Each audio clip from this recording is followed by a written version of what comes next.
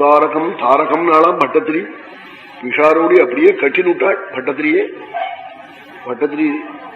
ஒரு உதவினால, சிஷ்யனுடைய உதவினால குருக்கு சத்கதி கிடைச்சு போச்சு. கடைசி காலத்துல பகவன் நாமா வருமா, ஒரு பாட்டில் சோடா கொண்டு வாமன்னு போட்டுன்னு போயிடும். அவன் சோடா உடைக்கிறதுக்குள்ள இங்க வா விட்டு விடும். நான் கடைசியில கங்கா ஜலமுல்லிய சோடா கொண்டாமன் அதுக்குள்ள பொட்டுன்னு விட்டு போடும். ஒரே எழுப்பா எழுத்து விடும். அப்படி இல்லாம பகவன் நாமா வரணுமே, அதுக்குதான் முன்னாடியே அபியாசம் பண்ணி வச்சுக்கணும். ஹரே முகுந்தா வாசுதேவா மகாதேவா. கோட்டையோ பிரம்மஹத்யானாம் அகம்யாகம கோட்டையா சத்ய பிரளயமாயாந்தி மகாதேவேதி கீர்த்தனாத். மகாதேவ மகாதேவ மகாதேவான்னா கோட்டி பிரம்மஹத்தி பண்ண தோஷம் போயிடுமா.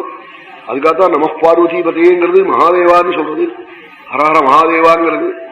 அதுக்காகத்தான் எல்லாரும் சொல்றதும் இல்லை.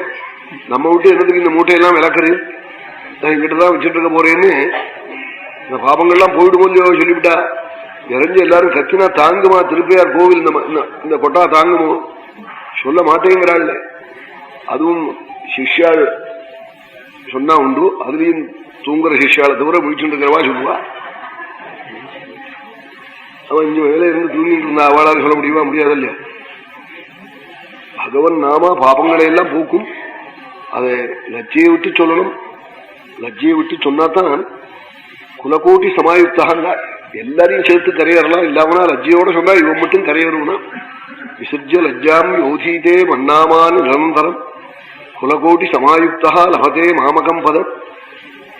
அது பகவன் நாமா சொல்ற போது லஜ்ஜையை விட்டு சொல்லணும். ராமகானம் நடக்கிறதோட குருவாயூரப்பனை பத்தி ரொம்ப அழகா பாடினாள். திருச்சியிலிருந்து